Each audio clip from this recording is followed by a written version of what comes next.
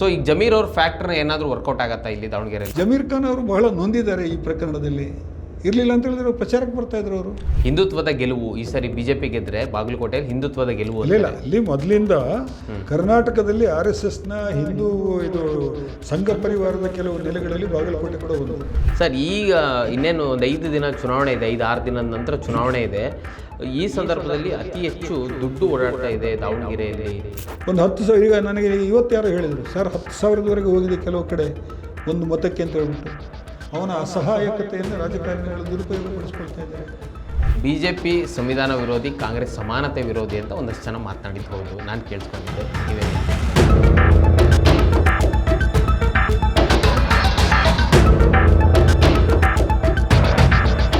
ಮತ್ತು ನೀವು ಕಾಂಗ್ರೆಸ್ ಮುಸ್ಲಿಮರ ಪಕ್ಷ ಅಂತ ಹೇಳಿದಾಗ ಉಳಿದವರು ಸಹಜವಾಗಿ ಮುಸ್ಲಿಮರ ಪಕ್ಷಕ್ಕೆ ಅದಕ್ಕೆ ನಾವೇ ಓಟ್ ಹಾಕಬೇಕು ಅಂತ ಹೇಳ್ಬಿಟ್ಟು ಬಿಜೆಪಿ ಅದನ್ನೇ ತಾನೇ ಹೇಳ್ತಾ ಇರೋದು. ಗೆಲ್ಲುವ ಅವಕಾಶ ಇದ್ದ ಕಾಂಗ್ರೆಸ್ ಅವಕಾಶನೇ ಕಳ್ಕೊಂಡಿದೆ. ಹೌದು. ಎಸ್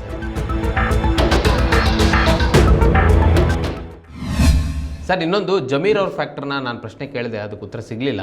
ಈಗ ಜಮೀರ್ ಅವರಿಗೆ AICCಲಿ ಸ್ಥಾನವನ್ನು ಕೊಟ್ಟು ದಾವಣಗೆರೆಯಲ್ಲಿ ಅಲ್ಪಸಂಖ್ಯಾತ, ನೀವೇ ಆಗಲೇ ಆರಂಭದಲ್ಲಿ ಹೇಳಿದ್ರಿ, ಅಂದರೆ ಜಮೀರ್ ಅವ್ರನ್ನ ಮೊದಲು ಬಿಟ್ಟರು, ಜಮೀರ್ ಅವ್ರ ಮೂಲಕ ಅಲ್ಪಸಂಖ್ಯಾತರಿಗೆ ಯಾರಿಗಾದರೂ ಕೊಡಬೇಕು ಟಿಕೆಟ್ ಅಂತ ನೋಡಿದ್ರು, ಆದರೆ ಆಗಲಿಲ್ಲ.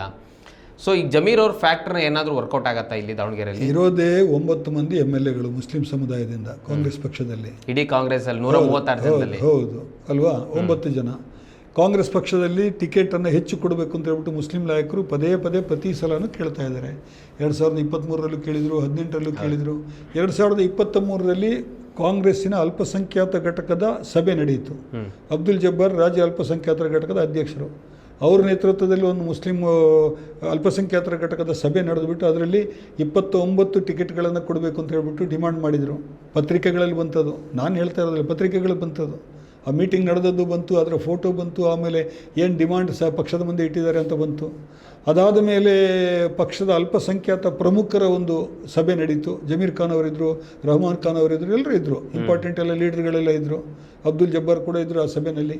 ಆ ಸಭೆಯಲ್ಲಿ ಇಲ್ಲ, ಪಕ್ಷದ ಹೈಕಮಾಂಡಿಗೆ ತೊಂದರೆ ಆಗುತ್ತೆ, ನಾವು 29 ಸೀಟ್ ಕೇಳಿದರೆ, ಟಿಕೆಟ್ ಕೇಳಿದರೆ, ಹಾಗಾಗಿ ನಾವು ಅಷ್ಟು ಕೇಳೋದು ಬೇಡ, ನಾವು 21 ಕೊಡಿ ಅಂತ ಕೇಳೋಣ ಅಂತ ಒಂದು ತೀರ್ಮಾನ ತಗೊಂಡ್ರು. ಪಕ್ಷದ ಒಳಗಿನ ಅಲ್ಪಸಂಖ್ಯಾತ ನಾಯಕರೇ ಈ ತೀರ್ಮಾನ ತಗೊಂಡಿದ್ದು. 21 ಟಿಕೆಟ್ ಕೊಡಿ ಅಂತ ಪಕ್ಷಕ್ಕೆ ಹೈಕಮಾಂಡಿಗೆ ಮನವಿ ಸಲ್ಲಿಸಿದರು. ಆದರೆ ಹೈಕಮಾಂಡ್ ಎಷ್ಟು ಕೊಡ್ತು? 15 ಟಿಕೆಟ್ ಕೊಡ್ತು ಅಲ್ವಾ? 15-16 ನನಗೆ ಸರಿಯಾಗಿ ನೆನಪಾಗ್ತಿಲ್ಲ ಈಗ ಸ್ವಲ್ಪ. ಅದರಲ್ಲಿ 9 ಮಂದಿ ಮಾತ್ರ ಗೆದ್ದರು. ಉಳಿದ 6 ಮಂದಿ ಮುಸ್ಲಿಂ ಅಭ್ಯರ್ಥಿಗಳು ಸೋತರು. ಈ ಉಳಿದ 6 ಮಂದಿ ಮುಸ್ಲಿಂ ಅಭ್ಯರ್ಥಿಗಳು ಕೂಡ ಯಾಕೆ ಸೋತರು ಅಂತ ನೀವು ಅಲ್ಲಿ ಆ ಕ್ಷೇತ್ರವಾರು ನೀವು ಅನಾಲಿಸಿಸ್ ಮಾಡಿದರೆ, ಗಂಗಾವತಿಯಿಂದ ಹಿಡಿದು ಯಾರೆಲ್ಲ ಸೋತಿದ್ದಾರೆ ಅನ್ನೋದನ್ನು ಪಟ್ಟಿ ಮಾಡಿದರೆ ನೀವು, ಅಲ್ಲಿ ಅಹಿಂದ ವರ್ಗದ ಕಾಂಗ್ರೆಸ್ಸಿನ ಮತಗಳು ಅಲ್ಪಸಂಖ್ಯಾತ ಅಭ್ಯರ್ಥಿಗೆ ಚಲಾವಣೆ ಆಗಲಿಲ್ಲ, BJPಗೆ ಚಲಾವಣೆ ಆಯಿತು. ಅಲ್ಲಿದ್ದಂತಹ ಅಲ್ಪಸಂಖ್ಯಾತ ಅಭ್ಯರ್ಥಿಗೆ ಕಾಂಗ್ರೆಸ್ ಪಕ್ಷದ ಉಳಿದ ಅಹಿಂದ ವರ್ಗದ ಮತಗಳೇನಾದರೂ ವರ್ಗಾವಣೆ ಆಗಿದ್ದಿದ್ರೆ ಖಂಡಿತವಾಗ್ಲೂ ಅವ್ರು ಸೋಲ್ತಾ ಇರಲಿಲ್ಲ. ಹೌದು. ಸೊ 6 ಮಂದಿ ಸೋತು ಬರೀ 9 ಮಂದಿ ಉಳ್ಕೊಂಡ್ರು. 21 ಟಿಕೆಟ್ ಕೇಳಿದಾಗ ನೀವು 21 ಟಿಕೆಟ್ ಕೊಡಲಿಕ್ಕಾಗಲ್ಲ, 15 ಕೊಡ್ತೀವಿ ಅಂತೇಳಿ ಹೇಳ್ತೀರಿ. ಆಮೇಲೆ 15 ಟಿಕೆಟ್ ಕೊಟ್ಟು ಅದರಲ್ಲೂ 6 ಮಂದಿಯನ್ನು ಗೆಲ್ಲಿಸ್ಲಿಕ್ಕಾಗಲ್ಲ ನಮ್ಮ ಕೈಯಿಂದ ಪಕ್ಷ ಅಂತ ಪಕ್ಷದವ್ರು ಹೇಳಿದರೆ, ಮೈನಾರಿಟಿ ಪರಿಸ್ಥಿತಿ ಎಲ್ಲಿಗೆ ಬಂದಿದೆ ಕಾಂಗ್ರೆಸ್ ಪಕ್ಷದೊಳಗಡೆ? ಒಂದು ಮತದಾರ ವರ್ಗ ಅನೂಚೂನವಾಗಿ ವರ್ಷಾನುಗಟ್ಟಲೆಯಿಂದ ಕಾಂಗ್ರೆಸ್ ಪಕ್ಷಕ್ಕೆ ಮತ ಹಾಕ್ತಾ ಇದೆ. ಎಂಥ ಸಂದರ್ಭದಲ್ಲೂ ಕೂಡ ಗಟ್ಟಿಯಾಗಿ ನಿಂತಿದೆ ಪಕ್ಷದ ಜೊತೆಗೆ. ಅಂತಹ ಸಮುದಾಯವನ್ನು ಸರಿಯಾದ ರೀತಿಯಲ್ಲಿ ಟ್ರೀಟ್ ಮಾಡಬೇಕು, ಅವರಿಗೆ ಸರಿಯಾದ ಪ್ರಾತಿನಿಧ್ಯವನ್ನು ಕೊಡಬೇಕಲ್ವಾ? ಹೌದು. ಬೇರೆ ಬೇರೆ ಸಮುದಾಯಗಳು ಇದನ್ನು ಕೇಳ್ತಾವೆ, ಬರೀ ಮುಸ್ಲಿಮರು ಕೇಳ್ತಾ ಇರೋದಿಲ್ಲ. ನಾನಿಲ್ಲಿ ಮಾತಾಡುವಾಗ ನಾನು ನಾನು ಆ ಸಮುದಾಯಕ್ಕೆ ಸೇರಿದವನು ಅಂತೇಳಿ ಮಾತಾಡ್ತಾ ಇಲ್ಲ. ನಾನು ಲಿಂಗಾಯತ ಸಮುದಾಯದವರಿಗೆ 40ರಿಂದ 50 ಟಿಕೆಟ್ವರೆಗೆ ಕೊಡ್ತೀರಿ. ಕಾಂಗ್ರೆಸ್ನಲ್ಲೂ ಕೊಡ್ತಾರೆ, BJPನಲ್ಲೂ ಕೊಡ್ತಾರೆ. ಒಕ್ಕಲಿಗ ಸಮುದಾಯಕ್ಕೆ 45ರಿಂದ 50 ಟಿಕೆಟ್ ಕೊಡ್ತೀರಿ ಅಲ್ವಾ? ಅವರು ಕೇಳಿದ ತಕ್ಷಣ ಕೊಟ್ಬಿಡ್ತೀರಿ. ಅಲ್ಲೇನಾದರೂ ಚೌಕಾಶಿ ಮಾಡ್ತೀರಾ? ಇಲ್ಲ. ಇಲ್ಲಿ ಮಾತ್ರ ಯಾಕೆ ಚೌಕಾಶಿ ಆಗ್ತಾ ಇದೆ? ಇವರ ಜನಸಂಖ್ಯೆಯ ಅನುಗುಣವಾಗಿ ನೀವೇನಾದರೂ ಒಂದು ಸ್ವಲ್ಪ, ನಾನು 30 ಕೊಡಿ ಅಂತೇಳಿ ಹೇಳ್ತಾ ಇಲ್ಲ ನಾವು, ಆದರೆ ಬಹಳ ಕಡಿಮೆ ಕೊಡ್ತಾ ಇದ್ದೀರಲ್ಲ, ಯಾಕೆ? ಇಲ್ಲಿ ಸಮಸ್ಯೆ ಇರೋದು ಕಾಂಗ್ರೆಸ್ ಪಕ್ಷದ್ದು ಏನು ಅಂತ ಹೇಳಿದರೆ, ಕಾಂಗ್ರೆಸ್ಸು BJPಯ ಹಿಂದುತ್ವದ ಸಿದ್ಧಾಂತವನ್ನು ಎದುರಿಸೋದಕ್ಕೆ ತನ್ನ ಸಿದ್ಧಾಂತವನ್ನು ಗಟ್ಟಿಗೊಳಿಸಿಲ್ಲ ಅನ್ನುವಂಥದ್ದು ಅಲ್ವಾ? ಕಾಂಗ್ರೆಸ್ಸಿಗೆ ಹಾಗಾದ್ರೆ ಒಂದು ಸಿದ್ಧಾಂತ ಇದೆ ಅಂತ ಹೇಳ್ತೀರಾ ನೀವು? ಹೇಳ್ತಾ ಇದ್ದಾರಲ್ಲ ಅವರು. ಅಂಬೇಡ್ಕರ್ ಅವರ ಹೆಸರು ಹೇಳ್ತಾ ಇದ್ದಾರೆ, ಮಹಾತ್ಮ ಗಾಂಧೀಜಿಯವರ ಹೆಸರು ಹೇಳ್ತಾ ಇದ್ದಾರೆ, ಜ್ಯೋತಿಬಾ ಫುಲೆ ಅವರ ಹೆಸರು ಹೇಳ್ತಾರೆ, ರಾಮ್ ಮನೋಹರ್ ಲೋಹಿಯಾ ಅವರ ಹೆಸರು ಹೇಳ್ತಾ ಇದ್ದಾರೆ, ನಾವು ಸಮಾಜವಾದಿ ಅಂತ ಹೇಳ್ತಾ ಇದ್ದಾರೆ, ನಾವು ಸಮತಾವಾದಿಗಳು ಅಂತ ಹೇಳ್ತಾ ಇದ್ದಾರೆ. ಸರ್ವರಿಗೂ ಸಮಪಾಲು ಸರ್ವರಿಗೂ ಸಮಬಾಳು ಅಂತ ಭಾಷಣ ಮಾಡ್ತಾರೆ. ನಾನು ಹೇಳ್ತಾ ಇರೋದಿಲ್ಲ, ಅವ್ರು ಹೇಳ್ತಾ ಇರೋದು. ಆ ಸಿದ್ಧಾಂತವನ್ನ ಜನರಿಗೆ ರೀಚ್ ಮಾಡೋದು ಫೇಲ್ ಆಗಿದೆ. ಪ್ರಾಕ್ಟಿಕಲ್ ಆಗಿ ನೀವು ಅದನ್ನು ಫಾಲೋ ಮಾಡಬೇಕಲ್ವಾ? ಹೌದು. ಸೊ ಅಹಿಂದ ವರ್ಗದವರು ಹೆಚ್ಚಾಗಿರುವಂಥ ಒಂದು ಕ್ಷೇತ್ರವನ್ನು ನೀವು ಅಹಿಂದ ವರ್ಗದಿಂದ ಟಿಕೆಟ್ ತಪ್ಪಿಸಿ ನೀವು ಬೇರೆಯವರಿಗೆ ಕೊಟ್ಟರೆ ಅದು ಅವ್ರಿಗೆ ಮಾಡಿದ ದ್ರೋಹ ಆಗುತ್ತಲ್ವಾ? ಎಸ್. ಅಥವಾ ಬೇರೆ ಯಾವ ಥರ ನೀವು ಕಂಪನ್ಸೇಟ್ ಮಾಡ್ತೀನಿ ಅಂತ ಹೇಳಿ ನೀವು ಇವ್ರದ್ದು ಹೇಳಿದ್ರಿ, ಜಮೀರ್ ಖಾನ್ ಅವ್ರದ್ದು. ಜಮೀರ್ ಖಾನ್ ಅವರು ಬಹಳ ನೊಂದಿದ್ದಾರೆ ಈ ಪ್ರಕರಣದಲ್ಲಿ. ಇರಲಿಲ್ಲ ಅಂತ ಹೇಳಿದ್ರೆ ಪ್ರಚಾರಕ್ಕೆ ಬರ್ತಾಯಿದ್ರು ಅವರು. ಹೌದು. ಕೇರಳದಲ್ಲಿ ಹೋಗಿ ಕೂತ್ಕೊಳ್ತಾ ಇರಲಿಲ್ಲ ಅವರು. ಕೇರಳದಲ್ಲಿ ಬೇಕಾದಷ್ಟು ಕಾಂಗ್ರೆಸ್ನ ನಾಯಕರಿದ್ದಾರೆ ಅಲ್ಲಿ ಪ್ರಚಾರ ಮಾಡೋದಕ್ಕೆ. ಮುಸ್ಲಿಂ ಲೀಗ್ ಬೇರೆ ಇದೆ ಕೇರಳದಲ್ಲಿ, UDF ಜೊತೆಗೆ ಮುಸ್ಲಿಮರ ಓಟ್ಗಳನ್ನು ಒಟ್ಟು ಸೇರಿಸೋದಕ್ಕೆ UDFನಲ್ಲಿ ಮುಸ್ಲಿಂ ಲೀಗ್ ಭಾಳ ದೊಡ್ಡ ಪಾತ್ರ ವಹಿಸ್ತಾ ಇದೆ. ಜಮೀರ್ ಖಾನ್ ಅವರ ಪ್ರಭಾವ ಕೇರಳದಲ್ಲಿ ಎಷ್ಟು ಬೀರುತ್ತೋ ಗೊತ್ತಿಲ್ಲ. ಇಲ್ಲ, ಅವ್ರದ್ದು ಮಹತ್ವ ಇಲ್ಲಿದೆ. ಹೌದು. ದಾವಣಗೆರೆಯಲ್ಲಿ, ಬಾಗಲಕೋಟೆಯಲ್ಲಿ ಅವರು ಪ್ರಚಾರ ಮಾಡಬೇಕಾಗಿತ್ತು. ಯಾಕೆ ಬರ್ತಾ ಇಲ್ಲ ಅವರು? ಯಾಕೆ ಬರ್ತಾ ಇಲ್ಲ ಅಂದರೆ ಪಕ್ಷದಲ್ಲಿ ಅವರಿಗೆ ಅವಮಾನ ಆಗಿದೆ ಅಂತ ಹೇಳ್ಬಿಟ್ಟು ಅವರು ತಿಳ್ಕೊಂಡಿದ್ದಾರೆ. ಮಲ್ಲಿಕಾರ್ಜುನ್ ಅವರೇ ಒಂದು ಕಡೆ ಹೇಳಿದರು, ಜಮೀರ್ ಖಾನ್ ಬರಲಿಲ್ಲ ಅಂದು ಪರವಾಗಿಲ್ಲ, ನಾವು ಗೆಲ್ತೀವಿ ಬಿಡ್ರಿ ಅಂತೇಳಿ ಹೇಳಿದರು ಅಂತ ವರದಿ ಆಯಿತು. ನನಗೆ ಗೊತ್ತಿಲ್ಲ ಸತ್ಯ ಏನಂತ ಗೊತ್ತಿಲ್ಲ. ಎಲ್ಲ ಮಾಧ್ಯಮಗಳಲ್ಲಿ ನಾನು ನೋಡಿದೆ ನಾನು. ಅದರ ಅರ್ಥ ಏನು? ಆವಾಗ ನೀವು ಪಕ್ಷದ ಬೇರೆ ನಾಯಕರಾದರೂ ಹೇಳಬೇಕಾಗಿತ್ತಲ್ವ? ಇಲ್ಲ, ದಾವಣಗೆರೆಯಲ್ಲಿ ಮುಸ್ಲಿಮರು ಭಾಳ ಮಹತ್ವದ ಪಾತ್ರನ ವಹಿಸ್ತಾರೆ ಮುಸ್ಲಿಂ ಮತದಾರರು, ಆ ಥರ ನಾವು ಒಂದು ಮುಸ್ಲಿಂ ನಾಯಕರು. ಜಮೀರ್ ಖಾನ್ ಅವರು ಕಾಂಗ್ರೆಸ್ ನಾಯಕರು ತಾನೆ, ಅವ್ರದ್ದು ಕಾಂಟ್ರಿಬ್ಯೂಷನ್ ಇದೆಯಲ್ಲ ಪಕ್ಷ ಕಟ್ಟೋದ್ರಲ್ಲಿ. ಸೊ ಹೇಳಬೇಕಾಗಿತ್ತಲ್ಲ ಅವ್ರಿಗೆ. ಯಾರಾದರೂ ಸಂಪುಟದ ಸದಸ್ಯರು ಅವ್ರ ಪರವಾಗಿ ಮಾತಾಡಿದ್ರಾ? ಆ ಥರ ಹೇಳಬಾರ್ದಾಗಿತ್ತು ಮಲ್ಲಿಕಾರ್ಜುನ್ ಅವರು. ಜಮೀರ್ ಖಾನ್ ಅವರು ಬಹಳ ಮಹತ್ವದ ಲೀಡರ್ ಅವರು ಅಂತ ಯಾರಾದರೂ ಹೇಳಬೇಕಾಗಿತ್ತಲ್ಲ, ಯಾರೂ ಹೇಳಿಲ್ಲ. ಸೊ ಅವರು ಸಹಜವಾಗಿ ಬೇಜಾರಾಗಿ ಕೇರಳದಲ್ಲಿ ಹೋಗಿ ಪ್ರಚಾರ ಮಾಡ್ತಾ ಇದ್ದಾರೆ.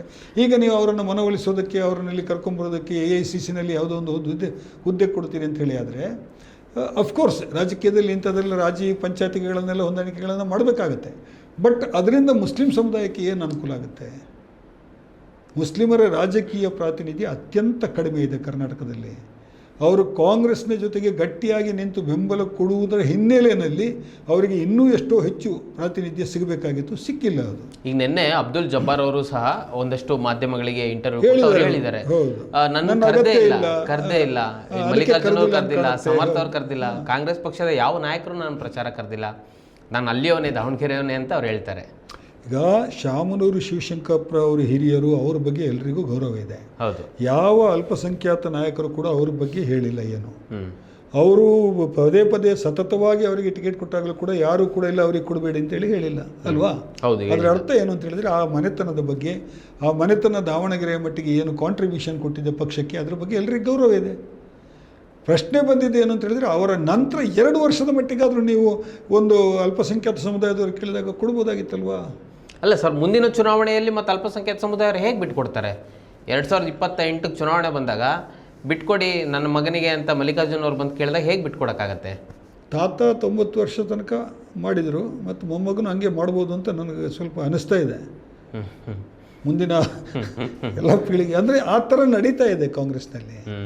ಎಷ್ಟು ಕಾಂಗ್ರೆಸ್ನವರು ಇಷ್ಟು ತಮ್ಮ ಸಿದ್ಧಾಂತಗಳನ್ನೇ ತಮಗೆ ಪಾಲಿಸಲಿಕ್ಕಾಗದಿದ್ದಂತಹ ಒಂದು ಅಸಹಾಯಕತೆಯಲ್ಲಿ ಇದ್ದಾರೆ. ನನಗೆ ಗೊತ್ತಿಲ್ಲ ಸಿದ್ದರಾಮಯ್ಯ ಅವರಿಗೆ ಯಾವ ಅಸಹಾಯಕತೆ ಇದೆ ಅನ್ನೋದು ಗೊತ್ತಿಲ್ಲ, DK ಶಿವಕುಮಾರ್ ಅವರಿಗೆ ಯಾವ ಅಸಹಾಯಕತೆ ಇದೆ ಅನ್ನೋದು ಗೊತ್ತಿಲ್ಲ, ಅಥವಾ ಮಲ್ಲಿಕಾರ್ಜುನ್ ಖರ್ಗೆ ಅವರು AICC ಅಧ್ಯಕ್ಷರು, ಅವರಾದರೂ ಇಲ್ಲಿ ಹಸ್ತಕ್ಷೇಪ ಮಾಡಿಬಿಟ್ಟು ಇಲ್ಲಪ್ಪ ಇದು ಸಾಮಾಜಿಕ ನ್ಯಾಯದ ಪ್ರಕಾರ ಇದು ಸರಿಯಾಗುತ್ತೆ ಅಂತ ಹೇಳ್ಬೋದಾಗಿತ್ತು. ಅವರಿಗೆ ಯಾವ ಅಸಹಾಯಕತೆ ಇದೆಯೋ ನನಗೆ ಗೊತ್ತಿಲ್ಲ. ಸೊ ಭಾಳ ಸ್ಪಷ್ಟವಾಗಿ ಕಾಣಿಸ್ತಾ ಇದೆ ಅಲ್ಲಿ. ಹಾಗಂತ ಹೇಳ್ಬಿಟ್ಟು ನಾನು ಅಲ್ಲಿ BJP ಗೆಲ್ಲಬೇಕು ಅಂತೇಳಿ ನೀವು ಬಯಸ್ತಾ ಇದ್ದೀರಾ ಅಂತ ಹೇಳಿದ್ರೆ ಇಲ್ಲ, ಸೈದ್ಧಾಂತಿಕವಾಗಿ BJP ಸೋಲ್ಬೇಕಂತಲೇ ಹೇಳೋದು ನಾನು. ಆದರೆ ನೀವು ಸೋಲಿಸಬೇಕಾಗಿರೋರು ನಿಮ್ಮ ಸಿದ್ಧಾಂತವನ್ನು ಕೈಬಿಟ್ಟು ನೀವು ನಿಮ್ಮ ಬಹಳ ದೊಡ್ಡ ಮತದಾರ ವರ್ಗಕ್ಕೆ ಒಂದು ದ್ರೋಹ ಮಾಡ್ತಾ ಇದ್ದೀರಲ್ಲ, ಅದು ಎಷ್ಟು ಮಟ್ಟಿಗೆ ಸರಿ ಅದು? ಹಾಗಾಗಿ ಸಹಜವಾಗಿ ಸಿಟ್ಟು ಬಂದಿದೆ. ಭಾಳಷ್ಟು ಯಂಗ್ಸ್ಟರ್ಸ್, ನಾನಲ್ಲಿ ಮಾತಾಡಿದ್ದೀನಿ ಭಾಳ ಮಂದಿಗೆ, ಎಲ್ಲರೂ ಯಂಗ್ಸ್ಟರ್ಸ್ ಸಿಟ್ಟಿನಲ್ಲಿದ್ದಾರೆ. ಹೌದು, ಇಲ್ಲ ಈ ಪಕ್ಷ ನಮ್ಗೆ ಅನ್ಯಾಯ ಮಾಡ್ತಾ ಇದೆ, ನಮ್ಗೆ ಸರಿಯಾದ ಪ್ರಾತಿನಿಧ್ಯ ಕೊಡ್ತಾ ಇಲ್ಲ, ನಾವು ಪ್ರತಿ ಸಲ ಓಟ್ ಹಾಕ್ತೀವಿ, ಕಣ್ಣು ಮುಚ್ಕೊಂಡು ಓಟ್ ಹಾಕ್ತೀವಿ. 2023 ಚುನಾವಣೆಯಲ್ಲಿ ನಮ್ಮ ಬಹಳ ಮಹತ್ವದ ಪಾತ್ರ ವಹಿಸಿದೆ ಕಾಂಗ್ರೆಸ್ಗೆ ಅಷ್ಟು ದೊಡ್ಡ ಮೆಜಾರಿಟಿ ಬರೋದಕ್ಕೆ ಅಂತೆಲ್ಲ ಹೇಳ್ತಾರೆ ಅವರು. ಅವ್ರು ಹೇಳೋದ್ರಲ್ಲಿ ತಪ್ಪೇನಿಲ್ಲ. ಸರಿ, ಇನ್ನು ಬಾಗಲಕೋಟೆ ವಿಚಾರನ ಒಂದು ಸ್ವಲ್ಪ ಮಾತಾಡೋಣ. ಬಾಗಲಕೋಟೆಯಲ್ಲಿ ಈ ವೀರಣ್ಣ ಚರಂತಿಮಠ ಅವರು ಈ ಹಿಂದೆ ಯಾವತ್ತೂ ಮಾತನಾಡದೇ ಇರುವ ಹಿಂದುತ್ವ ರಾಜಕಾರಣವನ್ನು ಪದೇ ಪದೇ ಮಾತನಾಡ್ತಿದ್ದಾರೆ, ಒತ್ತಿ ಹೇಳ್ತಾ ಇದ್ದಾರೆ. ಹಿಂದುತ್ವದ ಗೆಲುವು ಈ ಸರಿ BJP ಗೆದ್ರೆ ಬಾಗಲಕೋಟೆಯಲ್ಲಿ ಹಿಂದುತ್ವದ ಗೆಲುವು ಇಲ್ಲ. ಅಲ್ಲಿ ಮೊದಲಿಂದ ಕರ್ನಾಟಕದಲ್ಲಿ RSSನ ಹಿಂದೂ ಇದು ಸಂಘ ಪರಿವಾರದ ಕೆಲವು ನೆಲೆಗಳಲ್ಲಿ ಬಾಗಲಕೋಟೆ ಕೂಡ ಒಂದು. ಓಕೆ. ಪದೇ ಪದೇ ಕಮ್ಯುನಲ್ ರೈಟ್ಸ್ ಆಗುವಂಥ ಕೆಲವು ಜಿಲ್ಲೆಗಳನ್ನು ನೀವು ಗಮನಿಸಿದ್ರೆ ಬಾಗಲಕೋಟೆ ಅದರಲ್ಲಿ ಒಂದು. ಇದೇನು ಹೊಸತಲ್ಲ ಅಲ್ಲಿ. ಅಲ್ಲ, ತುಂಬ ರೀಸೆಂಟಾಗಿ ಏನಾಗಿಲ್ಲ, ಒಂದೆರಡು ದಶಕ ಬಾಗಲಕೋಟೆಯಲ್ಲಿ ಆಗಿದ್ದಂತ ಏನಿಲ್ಲ. ಅದು ನಿಮಗೆ ಪೊಲೀಸ್ ಅಧಿಕಾರಿಗಳ ಮೇಲೆ ಡಿಪೆಂಡ್ ಆಗಿರ್ತದೆ. ಅಲ್ಲಿ ಯಾವ ಅಧಿಕಾರಿಗಳು ಸರಿಯಾಗಿ ಕೆಲಸ ಮಾಡ್ತಾರೆ ಅವ್ರು ಸರಿಯಾಗಿ ನೋಡ್ಕೊಳ್ತಾರೆ ಅವರು. ಆದರೆ ಅಲ್ಲಿ ಹಿಂದುತ್ವದ ಶಕ್ತಿ ಹೆಚ್ಚು ಪ್ರಬಲವಾಗಿರುವಂಥ ಒಂದು ಕ್ಷೇತ್ರ ಅದು. ನಿಮಗೆ ಲೋಕಸಭಾ ಚುನಾವಣೆಯಲ್ಲಿ ಆಯ್ತಲ್ವಾ, ಏನಾಯಿತು ಲೋಕಸಭಾ ಚುನಾವಣೆಯಲ್ಲಿ? ಆಮೇಲೆ ಬಾಗಲಕೋಟೆಯಲ್ಲಿ ನೋಡಿ ಯಾವ ಥರ ಒಂದು ವಿಪರ್ಯಾಸ ಇದೆ ಅಂತ ಹೇಳಿದ್ರೆ, ಬಾಗಲಕೋಟೆಯಲ್ಲಿ ಅಹಿಂದ ವರ್ಗದ ಮತಗಳು ಬಹಳ ದೊಡ್ಡ ಪ್ರಮಾಣದಲ್ಲಿ ಬಿ ಜೆ ಪಿಗೆ ಹೋಗ್ತವೆ. ನೀವೀಗಲ್ಲಿ ಹಾಲು ಮತದ ಸಮುದಾಯದವರು ಅಲ್ಲಿ ಈಗಾಗಲೇ ಶಾಸಕರಾಗಿದ್ದರು, ಅವರಿಂದ ಅವರು ತೀರ್ಕೊಂಡದ್ರಿಂದ ಅವ್ರ ಮಗನಿಗೆ ಕೊಟ್ಟಿದ್ದೀರಾ, ಅವರಿಗೆ ಕೊಡಬೇಕು, ಅವರ ಸಂಖ್ಯೆ ಜಾಸ್ತಿ ಇದೆ ಅನ್ನೋದು ಒಂದು ವಾದ ಇದೆ. ಆದರೆ ಅಲ್ಲಿ ಮೈನಾರಿಟಿ, ಕುರುಬ ಸಮುದಾಯ, ಆಮೇಲೆ ಗಾಣಿಗ ಸಮುದಾಯ, ನೇಕಾರ ಸಮುದಾಯ, ದೇವಾಂಗ ಸಮುದಾಯ, ಆಮೇಲೆ ನಿಮ್ಮ ಮೀನುಗಾರರು, ಕೋಳಿ ಸಮುದಾಯ, ಎಲ್ಲ ಸಮುದಾಯದವರು ಭಾಳ ದೊಡ್ಡ ದಲಿತ ಸಮುದಾಯ, ಭಾಳ ದೊಡ್ಡ ಅಹಿಂದ ವರ್ಗದ ಮತಗಳಿವೆ ಅಲ್ಲಿ. ಈ ಅಹಿಂದ ವರ್ಗದ ಮತಗಳಲ್ಲಿ 50% ಬಿ ಜೆ ಪಿಗೆ ಹೋಗ್ತಾ ಇದೆ. ಲೋಕಸಭಾ ಇಲೆಕ್ಷನ್ನಲ್ಲಿ ನಾವು ನೋಡಿದ್ದೀವಿ ಅದನ್ನು. ಲೋಕಸಭೆಯ ಇಲೆಕ್ಷನ್ನಲ್ಲಿ ಕಾಂಗ್ರೆಸ್ಗೆ ಬಿದ್ದಿರುವಂಥ ಮತದಲ್ಲಿ ಅಹಿಂದ ವರ್ಗದವರೇನಾದರೂ ಸರಿಯಾಗಿ ಕೈ ಹಿಡಿದಿದ್ರೆ ಕಾಂಗ್ರೆಸ್ ವಿನ್ ಆಗಬೇಕಾಗಿತ್ತಲ್ಲಿ, ಗೆಲ್ಲಬೇಕಾಗಿತ್ತಲ್ಲಿ. 50,000 ಮತಗಳ ಅಂತರದಿಂದ ಸೋತೋಯ್ತು ಲೋಕಸಭಾ ಕ್ಷೇತ್ರವನ್ನು. ಅಲ್ಲಿ ಹಿಂದುಳಿದ ವರ್ಗಕ್ಕೆ ಸೇರಿದಂತಹ ಬಿ ಜೆ ಪಿ ಅಭ್ಯರ್ಥಿ ಸಂಸತ್ ಸದಸ್ಯರಾಗಿ ಆಯ್ಕೆಯಾದರು. ಸೊ ಇಲ್ಲಿಗೆ ಕಾಂಟ್ರಾಸ್ಟ್ ಆದಂಥ ಪರಿಸ್ಥಿತಿ ಅಲ್ಲಿದೆ. ಅಲ್ಲಿಯೂ ಕೂಡ ಮುಸ್ಲಿಮರಲ್ಲಿ ಬಹಳಷ್ಟು ಮಂದಿ ಈಗ ಅಸಮಾಧಾನವನ್ನು ವ್ಯಕ್ತಪಡಿಸಿರೋ ಪ್ರಕರಣಗಳು ವರದಿಯಾಗಿದೆ. ಮುಸ್ಲಿಮರಲ್ಲಿ ಬಹಳಷ್ಟು ಮಂದಿ ಇಲ್ಲ ಬಿ ಜೆ ಪಿಗೆ ಓಟ್ ಹಾಕ್ತೀವಿ ಅಂತೇಳಿ ಹೇಳ್ತಾ ಇದ್ದಾರೆ. ಕೆಲವರು ಇಲ್ಲ ನಾವು ಓಟ್ ಹಾಕ್ಲಿಕ್ಕೆ ಹೋಗೋದಿಲ್ಲ ಅಂತ ಹೇಳ್ತಾ ಇದ್ದಾರೆ. ಯಾವ ಥರ ದಾವಣಗೆರೆಯಲ್ಲಿ ಎಷ್ಟೋ ಮಂದಿ ಓಟ್ ಹಾಕ್ಲಿಕ್ಕೆ ಹೋಗಲ್ಲಪ್ಪ, ನಮಗೇನು ಇದರಲ್ಲಿ ಆಸಕ್ತಿನೇ ಹೊರಟೋಗ್ಬಿಟ್ಟಿದೆ, ನಮಗೆ ಈ ಥರ ಅನ್ಯಾಯ ಆಗ್ತಾಯಿದೆ ನಮಗೆ ಅಂತೇಳಿ ಹೇಳ್ತಾ ಇದ್ದಾರೆ. ಅದು ಕೂಡ ಕಾಂಗ್ರೆಸ್, ಅದನ್ನೇ ನಾನು ಹೇಳಿದ್ದು, ನೀವು ಸಿಂಪತಿಯಿಂದ ಗೆಲ್ಲೋದು ಅನ್ನುವಂಥದ್ದು ಇದೆಯಲ್ಲ, ಅದು ನಾಚಿಕೆಗೇಡಿನ ಸಂಗತಿ. ಪ್ರಜಾಪ್ರಭುತ್ವ ಯಾವುದೇ ರಾಜಕೀಯ ಪಕ್ಷಕ್ಕೆ ಬಿ ಜೆ ಪಿ ಆದರೂ ಸಿಂಪತಿಯಿಂದ ಗೆಲ್ತದೆ ಅಂತ ಹೊರಟ್ರೆ ನಾಚಿಕೆಗೇಡಿನ ಸಂಗತಿ. ನಿಮ್ಮ ಪಕ್ಷದ ಸಿದ್ಧಾಂತವನ್ನು ಹೇಳಿ, ಪಕ್ಷದ ಕಾರ್ಯಕ್ರಮವನ್ನು ಹೇಳಿ, ಪಕ್ಷದ ಸಾಧನೆಗಳನ್ನು ಹೇಳಿ, ಆಮೇಲೆ ಸರಿಯಾದ ಒಂದು ಒಳ್ಳೆಯ ಅಭ್ಯರ್ಥಿಯನ್ನು ನಿಲ್ಲಿಸಿ ಆ ಮೂಲಕ ನಾವು ಗೆಲ್ಲಬೇಕು ಅಂತ ಹೊರಟ್ರೆ ಸರಿಯಪ್ಪ ಪ್ರಜಾಪ್ರಭುತ್ವದಲ್ಲಿ. ಇದೇನು ಈಗಷ್ಟೇ ಇವರು ಕಾಂಗ್ರೆಸ್ನವ್ರು ಮಾಡ್ತಾ ಇದ್ದಾರೆ ಅಂತೇಳಿ ಅಲ್ಲ, ಹಿಂದೆ ಬಿ ಜೆ ಪಿಯವರು ಇದನ್ನೇ ಮಾಡಿದ್ದಾರೆ. ಯಾವುದೇ ರಾಜಕೀಯ ಪಕ್ಷ ಆಗಲಿ ಈ ಥರದ ಒಂದು ಧೋರಣೆಯನ್ನು ಇಟ್ಕೊಂಡ್ಬಿಟ್ಟು ಚುನಾವಣೆಯನ್ನು ಗೆಲ್ಲಕ್ಕೆ ಹೋಗೋದಿದೆಯಲ್ಲ, ಅದು ಭಾಳ ತಪ್ಪದು. ಅದು ಪ್ರಜಾಪ್ರಭುತ್ವಕ್ಕೆ ಸರಿಯಾದ ಒಂದು ವಿಧಾನ ಅಲ್ಲ ಅದು. ಸರ್, ಈಗ ಇನ್ನೇನು ಒಂದು 5 ದಿನ ಚುನಾವಣೆ ಇದೆ, 5-6 ದಿನದ ನಂತರ ಚುನಾವಣೆ ಇದೆ. ಈ ಸಂದರ್ಭದಲ್ಲಿ ಅತಿ ಹೆಚ್ಚು ದುಡ್ಡು ಓಡಾಡ್ತಾ ಇದೆ ದಾವಣಗೆರೆಯಲ್ಲಿ. ಅಂದರೆ ಅಲ್ಪಸಂಖ್ಯಾತ ಮತಗಳನ್ನು ಯಾವುದೇ ಕಾರಣಕ್ಕೂ ಬಿ ಜೆ ಪಿಗೆ, ನೀವಾಗಲೇ ಹೇಳಿದಾಗೆ ಆಕ್ರೋಶಭರಿತವಾಗಿದ್ದಂಥ ಯುವಕರನ್ನು ತಣಿಸಲಿಕ್ಕೆ ದೊಡ್ಡ ಮಟ್ಟದಲ್ಲಿ ದುಡ್ಡು ಓಡಾಡ್ತಿದೆ ಅನ್ನೋ ಒಂದು ಮಾತು ಓಡಾಡ್ತಾ ಇದೆ ದಾವಣಗೆರೆಯಲ್ಲಿ. ಇಲ್ಲ, ನಾನು ಕೇಳಿಸ್ಕೊಂಡೆ ಅದನ್ನು. ಆಮೇಲೆ ಏನಾಗುತ್ತೆ ಚುನಾವಣೆಯಲ್ಲಿ ಅಂತ, ಈಗ ಧಾರವಾಡ ದಕ್ಷಿಣವನ್ನೇ ತಗೊಳ್ಳಿ ನೀವು. ಧಾರವಾಡ ಉತ್ತರ ಮತ್ತು ಧಾರವಾಡ ದಕ್ಷಿಣ 2 ಕ್ಷೇತ್ರಗಳನ್ನು ನೀವು ಗಮನಿಸಿದರೆ, ಧಾರವಾಡ ದಕ್ಷಿಣದಲ್ಲಿ ಅತ್ಯಂತ ಹೆಚ್ಚು ಬಡತನ ಇದೆ. ಹೌದು, ಅತ್ಯಂತ ಹೆಚ್ಚು ನಿರುದ್ಯೋಗ ಇದೆ, ಬಹಳ ಹಿಂದುಳಿದಿದೆ ಸಾಮಾಜಿಕವಾಗಿ. ಅಲ್ಲಿಯ ರಸ್ತೆಗಳಿರ್ಬೋದು, ಚರಂಡಿ ಇರ್ಬೋದು, ಬೀದಿ ದೀಪಗಳಿರ್ಬೋದು, ಎಲ್ಲನೂ ಕೂಡ ಕಂಪ್ಯಾರಿಟಿವ್ಲಿ ಬಹಳ ಹಿಂದುಳಿದಿದೆ. ಅಲ್ಲಿ ಯಾರಿದ್ರು ಇದುವರೆಗೆ MLA? ಕಾಂಗ್ರೆಸ್ ಪಕ್ಷದವರೇ ಇದ್ದರು, ಹಿರಿಯ ನಾಯಕರಿದ್ದರು. ಯಾಕೆ ಅವರು ಡೆವಲಪ್ಮೆಂಟ್ ಮಾಡಲಿಲ್ಲ? ಸೊ ಆ ಹಿಂದುಳಿದಿರುವಿಕೆಯಿಂದಲೇ, ಆ ಬಡತನದಿಂದಾಗಿಯೇ, ಆ ನಿರುದ್ಯೋಗದಿಂದಾಗಿಯೇ ನೀವು ದುಡ್ಡನ್ನು ಕೊಟ್ಟರೆ ಸಹಜವಾಗಿ ಅವರು ಆಮಿಷಕ್ಕೊಳಗಾಗ್ತಾರೆ ಮತದಾರರು. ಅವ್ರನ್ನು ನಾವು ದೂರ್ಲಿಕ್ಕಾಗೋದಿಲ್ಲ. ನಾವು ಮತದಾರರನ್ನು ನಾವು ಕೂತ್ಕೊಂಡು ಇಲ್ಲಿ ಸ್ಟುಡಿಯೋದಲ್ಲಿ ಕೂತ್ಕೊಂಡು ಸಿದ್ಧಾಂತಗಳನ್ನೆಲ್ಲ ಮಾತಾಡ್ಬೋದು, ಪ್ರಜಾಪ್ರಭುತ್ವ ಆಗಿರಬೇಕು ಹೀಗಿರಬೇಕು ಅಂತ. ಗ್ರೌಂಡ್ ರಿಯಾಲಿಟಿ ಏನಿರುತ್ತೆ? ಒಂದು 10,000, ಈಗ ನನಗೆ ಇವತ್ತು ಯಾರೋ ಹೇಳಿದರು, ಸರ್ 10,000ದವರೆಗೆ ಹೋಗಿದೆ ಕೆಲವು ಕಡೆ ಒಂದು ಮತಕ್ಕೆ ಅಂತ ಹೇಳ್ಬಿಟ್ಟು. ಒಬ್ಬ ಬಡವನಿಗೆ, ಕೂಲಿ ಮಾಡೋನಿಗೆ, ಮಂಡಕ್ಕಿ ಬಟ್ಟಿನಲ್ಲಿ ಏನೋ 100 ರೂಪಾಯಿ ಚಿಲ್ಲರೆಗೆ ದುಡಿಯೋನಿಗೆ ನೀವು 10,000 ತಂದು ಕೊಟ್ಟರೆ ಅವನಿಗೆ 3 ತಿಂಗಳದ್ದು ಖರ್ಚಾಗುತ್ತೆ ಅವನ ಕುಟುಂಬದ್ದು ಅಲ್ವಾ? ಎಲ್ಲ ಬೆಲೆ ಏರಿಕೆ ಆಗ್ತಿರ್ಬೇಕಾದ್ರೆ ಅವನಿಗೆ ನಾವು ಇಲ್ಲ ನೀನು ತಗೊಳ್ಬೇಡಪ್ಪ ಅಂತೇಳಿ ಹೇಳಿದರೆ ಅವನು ಒಪ್ತಾನ? ಅವನು ನೀವೆಲ್ಲ ಪಕ್ಷದವರು ಒಂದೇ ಕಂಡ್ರೆ ನಿಮಗೆ ನಮ್ಮನೇಲಿ ಸರಿಯಾಗಿ ಈ ಥರ ದರಿದ್ರ ಸ್ಥಿತಿನಲ್ಲಿ ಇಟ್ಟಿದ್ದೀರಿ, ಯಾರು ದುಡ್ಡು ಕೊಡ್ತಾರೆ ನಾನು ತಗೋತೀನಿ ಅಂತ ಹೇಳ್ತಾನೆ ಅವನು. ಅವನ ಅಸಹಾಯಕತೆಯನ್ನು ರಾಜಕಾರಣಿಗಳು ದುರುಪಯೋಗ ಪಡಿಸ್ಕೊಳ್ತಾ ಇದ್ದಾರೆ. ಸೊ ನಾನು ಕೇಳಿದೆ, ಬರೀ ಕಾಂಗ್ರೆಸ್ ಅಂತಲ್ಲ ಬಿ ಜೆ ಪಿಯವರು ದುಡ್ಡು ಕೊಡ್ತಾ ಇದ್ದಾರೆ ಅಂತೇಳಿ ಕೂಡ ಹೇಳಿದರು ನನಗೆ. ಅಲ್ಲಿ ರಾಜಕೀಯ ಪಕ್ಷಗಳು ಚುನಾವಣೆಯನ್ನು ಗೆಲ್ಲೋದಕ್ಕೆ ಒಂದು ಹಿಂದಿನ ರಾತ್ರಿ ಖರ್ಚು ಮಾಡೋದು, ಅದು ಈಗ ಅದೊಂದು ಸಂಪ್ರದಾಯ ಥರ ಪ್ರಜಾಪ್ರಭುತ್ವದಲ್ಲಿ ನಡ್ಕೊಂಡ್ಬಂದಿದೆ. ಅದು ತಪ್ಪು. ಹೌದು, ನಾವು ಇಲ್ಲಿ ಕೂತ್ಕೊಂಡು ಹೇಳ್ತೀವಿ ತಪ್ಪು ಅಂತ ಹೇಳ್ಬಿಟ್ಟು. ರಾಜಕೀಯದಲ್ಲಿ ಎಲ್ಲನೂ ಸರಿ ಅಂತಾರೆ ರಾಜಕಾರಣಿಗಳನ್ನು ಕೇಳಿದರೆ.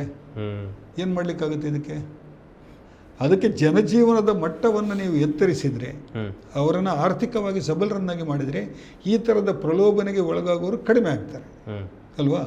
ಬಡತನದ ಕಾರಣಕ್ಕಾಗಿ ಪ್ರಲೋಭನೆಗೆ ಒಳಗವರು ಕಡಿಮೆ ಆಗ್ತಾರೆ. ಹೌದು ಹೌದು.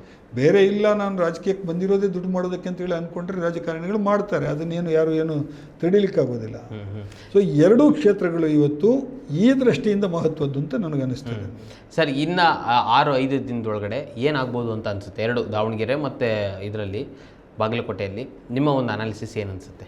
ಚುನಾವಣೆಯನ್ನು ಅಷ್ಟು ಸುಲಭವಾಗಿ ನಾವು ರಿಸಲ್ಟ್ ಮಾಡಲಿಕ್ಕೆ ಆಗಲ್ಲ, ಮಾಡೋದು ಸರಿನೂ ಅಲ್ಲ. ಈಗ ಈ ಪ್ರಿಪೋಲ್ಗಳೆಲ್ಲ ಮಾಡ್ತಿದಾರಲ್ಲ ಸರ್, ಅದು ಒಂದು ಅಂದಾಜು ಮೇಲೆ ಹೇಳ್ತೀವಿ, ಆದರೂ ಅದು ಕೂಡ ಸರಿಯಲ್ಲ. ಅದು ಸರಿಯಲ್ಲ ಅಂದರೆ ಅದು ಸರಿಯಾಗಬೇಕು ಅಂತೇಳಿ ಏನಿಲ್ಲ. ಪ್ರಿಪೋಲ್ ಪ್ರಿಡಿಕ್ಷನ್ ಮಾಡಿರೋದು ಎಷ್ಟೋ ರಾಂಗ್ ಆಗಿದೆ, ತೀರಾ ಉಲ್ಟಾಗಿರೋದು ಕೂಡ ಇದೆ.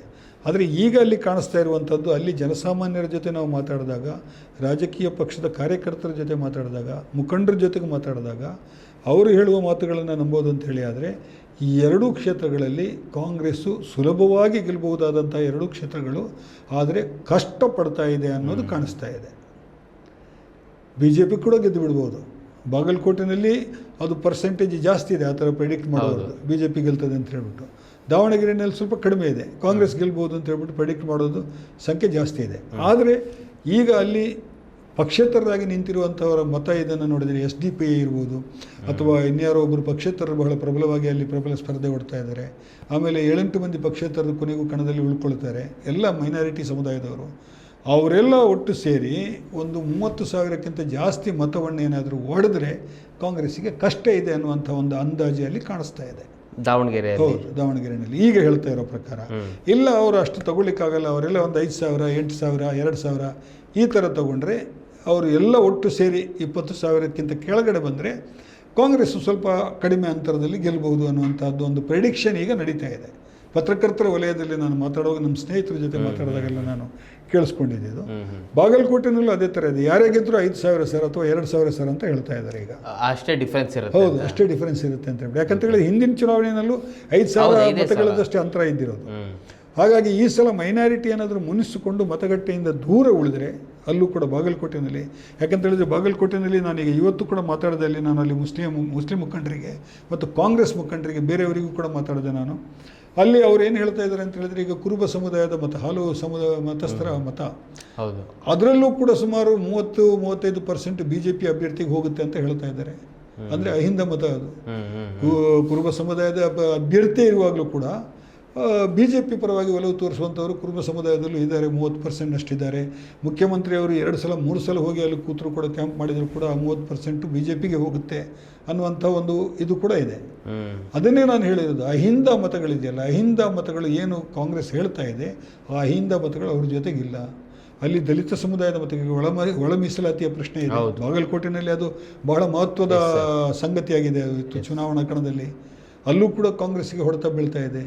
ಬೇರೆ ಬೇರೆ ಹಿಂದುಳಿದ ವರ್ಗಗಳ ಮತ, ಅದು ಗಾಣಿಗ ಸಮುದಾಯದ ಮತ ಇರ್ಬೋದು, ದೇವಾಂಗ ಸಮುದಾಯದ ಮತ ಇರ್ಬೋದು, ಅಥವಾ ನಿಮಗೆ ಕೋಳಿ ಸಮುದಾಯದ ಮತ ಇರ್ಬೋದು, ಮೊಗವೀರ ಬೆಸ್ತ ಸಮುದಾಯದ್ದು, ಅದು ಎಲ್ಲದರಲ್ಲೂ ಕೂಡ BJP ತನ್ನ ಪಾಲನ್ನು ಪಡೆಯುವಂತಹ ಒಂದು ರಾಜಕೀಯ ಒಂದು ಸ್ಥಿತಿಯನ್ನು ಕ್ರಿಯೇಟ್ ಮಾಡಿದೆ, ಬಾಗಲಕೋಟೆನಲ್ಲೂ ಮಾಡಿದೆ. ಹಾಗಾಗಿ ಅಲ್ಲೂ ಕೂಡ ಬಹಳ ಟೈಟ್ ಫೈಟ್ ಇದೆ ಅಂತ ಹೇಳುವಂಥ ಒಂದು ಮಾತು ಕೇಳಿ ಬರ್ತಾ ಇದೆ. ನಾನು ಅದಕ್ಕೆ ಮೊದಲೇ ಹೇಳಿದೆ, ಏನಂತ ಹೇಳಿದರೆ, ಸುಲಭವಾಗಿ ಗೆಲ್ಲುವಂಥ 2 ಕ್ಷೇತ್ರಗಳು, ಸಹಜವಾಗಿ ಆಡಳಿತದಲ್ಲಿರುವಂಥ ಪಕ್ಷಗಳು ಬೈ ಎಲೆಕ್ಷನನ್ನು ಗೆಲ್ತವೆ. ಹೌದು, ಎಲ್ಲೆಲ್ಲೂ ನಾವು ಎಲ್ಲ ಕಡೆ ನೋಡಿದ್ದೀವಿ. ಅಪವಾದಗಳು ಇರ್ತವೆ ಕೆಲವು, ಆದರೆ ಎಲ್ಲ ಕಡೆ ನಾವು ನೋಡಿದ್ದೀವಿ. ಅಂತಹ ಕ್ಷೇತ್ರಗಳನ್ನು ಸ್ವತಃ ತನ್ನ ತಪ್ಪುಗಳಿಂದಾಗಿ ಕಠಿಣ ಮಾಡಿಕೊಂಡಿದೆ ಕಾಂಗ್ರೆಸ್ಸಿನ ಎಲ್ಲ ಕಾಂಗ್ರೆಸ್ ಹೇಳುವ ಸಿದ್ಧಾಂತಕ್ಕೆ ವಿರುದ್ಧವಾಗಿ ಸುಲಭವಾಗಿ ಗೆಲ್ಲುವ ಕ್ಷೇತ್ರಗಳನ್ನು ಕಠಿಣ ಮಾಡಿಕೊಂಡಿದೆ. Yes sir. ಆಮೇಲೆ ನೀವು ಯಾವಾಗ ಈ ಕ್ಷೇತ್ರಗಳನ್ನೆಲ್ಲ ಇವಾಗ ನೀವು ಈ ಥರ ನೀವು ಆಯಾಯ ಸಮುದಾಯಗಳಿಗೆ ಪ್ರಾತಿನಿಧ್ಯ ಕೊಡುವಂಥದ್ದನ್ನು ಯಾವಾಗ ನೀವು ಮಾಡ್ತೀರಿ? ಇಂಥ ಅವಕಾಶಗಳು ಸಿಕ್ಕಿದಾಗ ಮಾಡಬೇಕಲ್ವಾ ಸರ್? ಒಂದು ಮಾತು, ಇದು ನೀವು ಹೇಗೆ ಹೇಳ್ತಿರೋ ಗೊತ್ತಿಲ್ಲ, BJP ಸಂವಿಧಾನ ವಿರೋಧಿ, ಕಾಂಗ್ರೆಸ್ ಸಮಾನತೆ ವಿರೋಧಿ ಅಂತ ಒಂದಷ್ಟು ಜನ ಮಾತನಾಡಿದ್ದು ಹೌದು, ನಾನು ಕೇಳಿಸ್ಕೊಂಡಿದ್ದೆ. ನೀವೇನು ಹೇಳ್ತೀರಾ ಸರ್ ಈ ಮಾತಿಗೆ? ಹಾಗೆ ನಾವು ಸ್ವೀಪಿಂಗ್ ಸ್ಟೇಟ್ಮೆಂಟ್ ಕೊಡಲಿಕ್ಕೆ ಆಗೋದಿಲ್ಲ ಯಾವುದನ್ನು ಕೂಡ. ಅವರು ಕೂಡ ಸಂವಿಧಾನಬದ್ಧವಾಗಿ ಒಂದು ರಾಜಕೀಯ ಪಕ್ಷ, ಸಂವಿಧಾನದ ಆಶಯಗಳೇನಿದೆ ಅದರಲ್ಲಿ ಬಹಳಷ್ಟು ವಿಷಯಗಳಿಗೆ ಅವರು ಒಪ್ಪಿಗೆ ಇಲ್ಲ ಅವ್ರದ್ದು, BJP ಅವ್ರದ್ದು. ಈಗ ಪ್ರಿಯಾಂಬಲ್ನಲ್ಲಿ ಏನಿದೆ, ಸೆಕ್ಯುಲರಿಸಮ್ ಬಗ್ಗೆ ಇದೆ, ಸೋಷಿಯಲಿಸಮ್ ಬಗ್ಗೆ ಇದೆ, ಅದನ್ನೆಲ್ಲ ಅವರು ವಿರೋಧಿಸ್ತಾ ಇದ್ದಾರೆ BJP ಅವರು ಅಲ್ವಾ. ಅದನ್ನು ತೆಗೆದುಹಾಕಬೇಕು ಅಂತ ಹೇಳ್ತಾ ಇದ್ದಾರೆ. ಸೊ ಅವರು ಬಹಿರಂಗವಾಗಿ ಹೇಳ್ತಾ ಇದ್ದಾರೆ. ಮತ್ತು ಹಿಂದುತ್ವ ಅನ್ನುವಂಥ ಒಂದು ಹೊಸ ನೆರೇಷನನ್ನು ಅವರು ಏನು ಕ್ರಿಯೇಟ್ ಮಾಡಿದ್ದಾರೆ, ಅದು ಕೋಮುವಾದಿ ನೆರೇಷನ್ ಅಂತ ನಾವೆಲ್ಲ ಪ್ರಗತಿಪರರು ಹೇಳ್ತಾ ಇದ್ದೀವಿ ಅಲ್ವಾ. ಆ ಥರ ನಾವು ಹೇಳ್ಬೋದಷ್ಟೇ ಹೊರತು ಸಂವಿಧಾನ ವಿರೋಧಿ ಅಂತೇಳಿ ಹೇಳಲಿಕ್ಕಾಗಲ್ಲ. ಸಂವಿಧಾನಬದ್ಧವಾಗಿಯೇ ಪ್ರಜಾಪ್ರಭುತ್ವದ ಚುನಾವಣೆ ನಡೀತದೆ. ಇವರೇನು ಆಟ ಆಡ್ತಾರೆ ಅದನ್ನು ಅವರು ಆಟ ಆಡ್ತಾರೆ. ಇವರು ದುಡ್ಡು ಹಂಚಿದರೆ ಅವರು ದುಡ್ಡು ಹಂಚ್ತಾರೆ, ಇವರು ಜಾತಿ ರಾಜಕಾರಣ ಮಾಡಿದರೆ ಅವರು ಜಾತಿ ರಾಜಕಾರಣ ಮಾಡ್ತಾರೆ. ಈಗ ಜಾತಿಯನ್ನು ಬಿಟ್ಟು ರಾಜಕೀಯ ಇಲ್ಲ ಅಲ್ವಾ. ಎಲ್ಲರೂ ತಮ್ಮ ಜಾತಿಯ ಜನಸಂಖ್ಯೆ ಆಧಾರದ ಮೇಲೆ ಟಿಕೆಟ್ ಕೇಳ್ತಾ ಇರೋದು ಅಲ್ವಾ. ಹಾಗಿರುವಾಗ ನೀವೇ ಹೇಳ್ತಾ ಇರುವಂಥ ಸಿದ್ಧಾಂತಕ್ಕೆ ವಿರುದ್ಧವಾಗಿ ಯಾಕೆ ವರ್ತಿಸ್ತಾ ಇದ್ದೀರಿ? ಇದು ಕಾಂಗ್ರೆಸ್ ಎದುರಿಸ್ತಾ ಇರುವಂಥ ಪ್ರಶ್ನೆ. ನಾಳೆ ಗೆಲ್ಬೋದು, 2 ಕ್ಷೇತ್ರಗಳನ್ನು ಗೆಲ್ಬೋದು, ಆದರೆ ಈ ಪ್ರಶ್ನೆ ಜೀವಂತವಾಗಿರುತ್ತೆ. ಈ ಪ್ರಶ್ನೆಗೆ ಮತ್ತೆ ಮತ್ತೆ ಉತ್ತರ ಕೊಡಬೇಕಾಗತ್ತೆ. ಇನ್ನು ಹೆಚ್ಚೇನು ದೂರ ಇಲ್ಲ, 2 ವರ್ಷದಲ್ಲಿ ಜನರಲ್ ಇಲೆಕ್ಷನ್ ಬರುತ್ತೆ, ಅಸೆಂಬ್ಲಿ ಇಲೆಕ್ಷನ್ ಬರುತ್ತೆ. ಆಗ ಈಗ ಏನಾಗಿರುವಂಥ ಎದ್ದಿರುವಂಥ ಪ್ರಶ್ನೆಗಳಿದೆಯಲ್ಲ, ಆ ಪ್ರಶ್ನೆಗಳು ಇನ್ನಷ್ಟು ಗಟ್ಟಿಯಾಗಿ ಕೇಳಿಸ್ತವೆ ಮತ್ತೆ.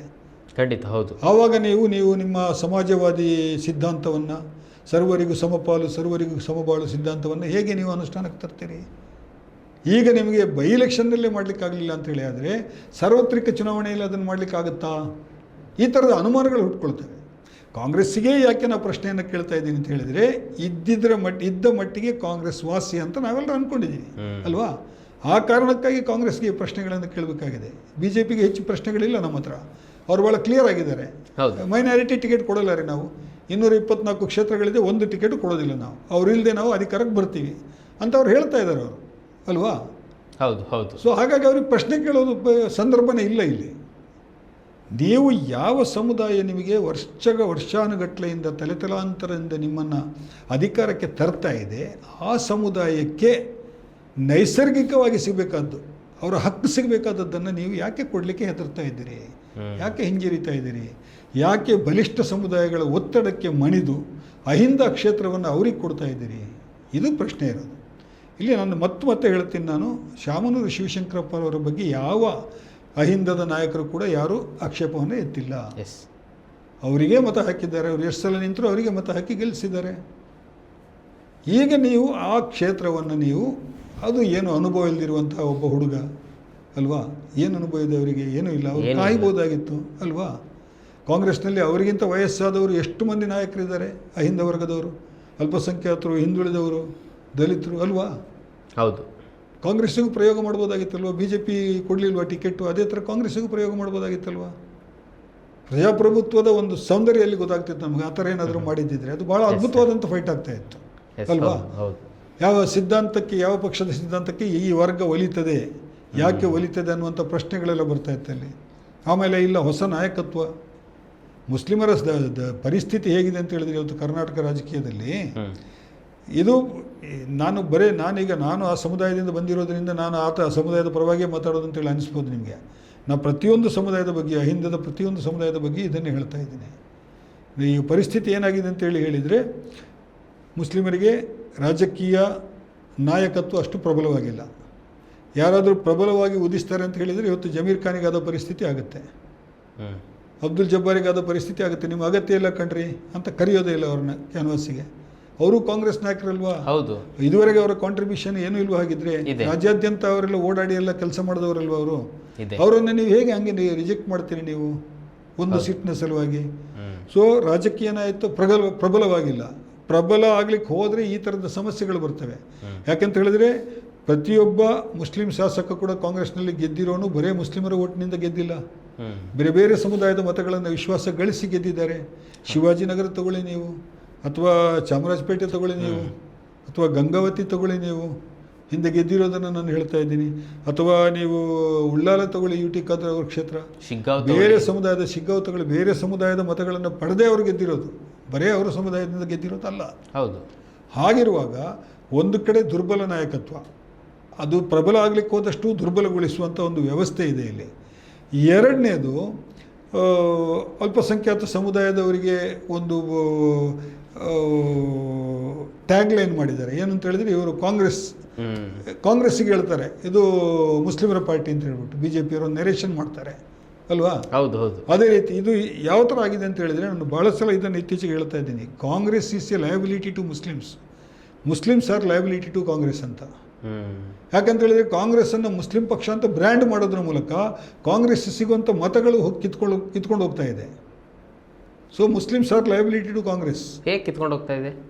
ಮತ್ತು ನೀವು ಕಾಂಗ್ರೆಸ್ ಮುಸ್ಲಿಮರ ಪಕ್ಷ ಅಂತ ಹೇಳಿದಾಗ ಉಳಿದವರು ಸಹಜವಾಗಿ ಮುಸ್ಲಿಮರ ಪಕ್ಷ ಕಂಡ್ರೆ ಅದಕ್ಕೆ ನಾವ್ಯಾಕೆ ಓಟ್ ಹಾಕಬೇಕು ಅಂತ ಹೇಳ್ಬಿಟ್ಟು ಬಿ ಜೆ ಪಿ ಅದನ್ನೇ ತಾನೇ ಹೇಳ್ತಾ ಇರೋದು, ಜನರ ಮನಸ್ಸಿನಲ್ಲಿ ಅದನ್ನೇ ತಾನೇ ಬಿತ್ತಾ ಇರೋದು. ಅದು ಮುಸ್ಲಿಮರ ಸಾಬ್ರ ಪಕ್ಷ ಕಂಡ್ರಿ ಅದು ಅಂತ ಹೇಳ್ಬಿಟ್ಟು. ಹೌದೌದು. ಹಾಗಾಗಿ ಆ ಓಟುಗಳು ಕಾಂಗ್ರೆಸ್ನ ಓಟುಗಳು ಕಿತ್ಕೊಂಡು ಹೋಗ್ತಾ ಇದೆ. So Muslims are liability to Congress. ಈ ಥರದ ನಾಯಿ ನಿಷ್ಠೆ ಪ್ರದರ್ಶಿಸಿರೋದ್ರಿಂದ Muslims are liability to Congress, Congress ಕೂಡ ಲಯಬಿಲಿಟಿ ಟು ಮುಸ್ಲಿಮ್ಸ್. ಯಾಕಂತ ಹೇಳಿದ್ರೆ ಅವರಿಗೆ ಮುಸ್ಲಿಮರನ್ನು ಗೆಲ್ಲಿಸ್ಲಿಕ್ಕೆ ಆಗ್ತಾ ಇಲ್ಲ, ಅವರಿಗೆ ಹಿಂದುತ್ವದ ಅಲೆ ಎದುರಿಗೆ. ಹೌದು ಸರ್, ಹೌದು. ಸೊ ಕಾಂಗ್ರೆಸ್ಸಿಗೆ ಮುಸ್ಲಿಮರು ಲಯಬಿಲಿಟಿ ಆಗ್ತಾ ಇದ್ದಾರೆ. ಇದು ಬಹಳ ದುರಂತ ಸ್ಥಿತಿ ಮುಸ್ಲಿಮರದ್ದು ಇವತ್ತು ರಾಜಕೀಯದಲ್ಲಿ. ಇದು ತಪ್ಪಬೇಕು ಅಂತೇಳಿ. ಆದರೆ ಮುಸ್ಲಿಮರು ಕೂಡ ಬೇರೆ ಬೇರೆ ಪಕ್ಷಗಳಲ್ಲಿ ಪರ್ಯಾಯವನ್ನು ಹುಡುಕಿ ಪ್ರಯೋಗ ಮಾಡ್ತಾ ಹೋಗಬೇಕು. 224 ಕ್ಷೇತ್ರಗಳಲ್ಲೂ ನೀವು ಕಾಂಗ್ರೆಸ್ಸಿಗೆ ಯಾಕೆ ಮತ ಹಾಕಬೇಕು? ಒಂದು 10 ಕ್ಷೇತ್ರಗಳಲ್ಲಿ ಕಮ್ಯುನಿಸ್ಟ್ ಒಳ್ಳೊಳ್ಳೆ ಅಭ್ಯರ್ಥಿಗಳಿದ್ದಾರಪ್ಪ. ಬಾಗೇಪಲ್ಲಿನಲ್ಲಿ ಡಾಕ್ಟರ್ ಅನಿಲ್ ಅಂತ ನಿಂತಿದ್ರು ಲಾಸ್ಟ್ ಟೈಮ್ ಎಲೆಕ್ಷನ್ನಲ್ಲಿ. ಸುಮಾರು ಒಂದು 50% ಮುಸ್ಲಿಮ್ಸ್ JDS ಜೊತೆ ಇದ್ರು. ಹೌದು, JDS ಒಂದು ಪರ್ಯಾಯ ಇತ್ತು. ಈಗ ಅದು ಹೋಯ್ತದೆ. ಈಗ ಅದು BJP ಜೊತೆ ಹೋಗಿದೆ. ಈಗ ಮುಸ್ಲಿಮರು ಅದ್ರ ಬಗ್ಗೆ ಚಿಂತೆ ಮಾಡ್ತಾ ಇಲ್ಲ. JDS ಬಗ್ಗೆ ಇತ್ತು ಒಂದು ಪರ್ಯಾಯ ಅವರಿಗೆ. ಅಕಸ್ಮಾತ್ ಈಗ ನೋಡಿ, ಮೊದಲಿನ ಥರನೇ ತ್ರಿಕೋನ ಸ್ಪರ್ಧೆ ಇದ್ದಿದ್ರೆ ದಾವಣಗೆರೆಯಲ್ಲಿ ಏನಾದರೂ ಇವತ್ತು JDS ಅಭ್ಯರ್ಥಿ ಹಾಕಿದ್ರೆ ಗೆಲ್ಬಹುದಾಗಿತ್ತು. ಖಂಡಿತ. ಹೌದು ಸರ್. ಮೈನಾರಿಟಿಯವರು ಅವ್ರಿಗೆ ಓಟ್ ಆಗ್ತಾ ಇದ್ರು. ಇಲ್ಲ ಕಾಂಗ್ರೆಸ್ನವರು ನಮ್ಮನ್ನು ನಿರ್ಲಕ್ಷ್ಯ ಮಾಡ್ತಾ ಇದ್ದಾರೆ, ಆದ್ದರಿಂದ ಒಂದು ಆಲ್ಟರ್ನೇಟಿವ್ ನೋಡೋಣ ಅಂತ ಹೇಳ್ಬಿಟ್ಟು ಅವರು ಅದನ್ನು ಅವಕಾಶವನ್ನು ಕಳ್ಕೊಂಡಿದ್ದಾರೆ. ಅವರು BJP ಜೊತೆಗೆ ಹೋಗಿದ್ದಾರೆ. ಅವರ ಸೇಫ್ಟಿ ನೋಡ್ಕೊಂಡಿದ್ದಾರೆ ಬಿಡಿ. ಅವರ ರಾಜಕೀಯ ಅಧಿಕಾರದ ಇದನ್ನು ನೋಡ್ಕೊಂಡಿದ್ದಾರೆ. ಅವರು ಸಿದ್ಧಾಂತ ಎಲ್ಲ ನೋಡಿಲ್ಲ ಅವರು. ಆದರೆ ಈ ಪರ್ಯಾಯಗಳನ್ನು ಕ್ರಿಯೇಟ್ ಮಾಡಬೇಕಲ್ವ ನಾವು, ಯಾರಾದರೂ ಸೇರ್ಕೊಂಡ್ಬಿಟ್ಟು ಎಲ್ಲಾದರೂ ಇಂಥ ಪರ್ಯಾಯಗಳು ಬರೋ ಥರ ನೋಡ್ಕೋಬೇಕಲ್ವ ನಾವು. ಅದು ಆ ಪರ್ಯಾಯ ಪಕ್ಷಗಳನ್ನು ಕ್ರಿಯೇಟ್ ಮಾಡುವಂಥ ಪ್ರೊಸೆಸ್ನಲ್ಲಿ ಮುಸ್ಲಿಂ ಮತದಾರರು ಭಾಗವಹಿಸಬೇಕು. ಅದು ಭಾಗವಹಿಸಲಿಲ್ಲ ಅಂತ ಹೇಳಿದರೆ ಈ ಥರದ ಸ್ಥಿತಿ ಬರುತ್ತೆ. ಒಂದೇ ಪಕ್ಷವನ್ನು ನಂಬ್ಕೊಂಡಿದ್ರೆ. ಈಗ ನಾವು ಹಾಲು ಮತದ ಬಗ್ಗೆ ಮಾತಾಡಿದ್ವಿ, ಕುರುಬ ಸಮುದಾಯದ ಬಗ್ಗೆ. ಕುರುಬ ಸಮುದಾಯದವರು BJPನಲ್ಲೂ ಪ್ರಾತಿನಿಧ್ಯ ಹೊಂದಿದ್ದಾರೆ, ಕಾಂಗ್ರೆಸ್ನಲ್ಲೂ ಪ್ರಾತಿನಿಧ್ಯ ಹೊಂದಿದ್ದಾರೆ, JDSನಲ್ಲೂ ಅವರ ನಾಯಕರಿದ್ದಾರೆ, ಹಿಂದೆ JDSನಲ್ಲೂ ಅವರು ಶಾಸಕರು ಗೆದ್ದಿದ್ದಾರೆ ಅಲ್ವಾ? ಹೌದು.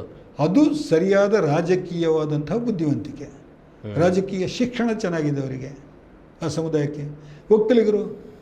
ಒಕ್ಕಲಿಗರು BJPನಲ್ಲೂ ಇದ್ದಾರೆ ಭಾಳ ದೊಡ್ಡ ಸಂಖ್ಯೆಯಲ್ಲಿ, ಕಾಂಗ್ರೆಸ್ನಲ್ಲೂ ಇದ್ದಾರೆ. ಕಾಂಗ್ರೆಸ್ನಲ್ಲಿ ಮುಖ್ಯಮಂತ್ರಿ ಅಭ್ಯರ್ಥಿನೇ ಇದ್ದಾರೆ, ಮುಂದಿನ ಮುಖ್ಯಮಂತ್ರಿ ಅಭ್ಯರ್ಥಿನೇ ಇದ್ದಾರೆ ಒಕ್ಕಲಿಗರದ್ದು. JDSನಲ್ಲಿದ್ದಾರೆ, ಕಾಂಗ್ರೆಸ್ನಲ್ಲಿದ್ದಾರೆ, BJPನಲ್ಲಿದ್ದಾರೆ. ಅದು ರಾಜಕೀಯ ಶಿಕ್ಷಣ ಅವರು ಪಡ್ಕೊಂಡಿರೋದು. ಅಂತಹ ರಾಜಕೀಯ ಶಿಕ್ಷಣ ಮುಸ್ಲಿಮರಲ್ಲಿ ಇಲ್ಲ. ರಾಜಕೀಯ ಸಿದ್ಧಾಂತ ಇಲ್ಲ, ರಾಜಕೀಯ ಶಿಕ್ಷಣ ಇಲ್ಲ. ಅನಿವಾರ್ಯವಾಗಿ ಒಂದು ಪಕ್ಷಕ್ಕೆ ಮತ ಹಾಕ್ತಾ ಇದ್ದಾರೆ.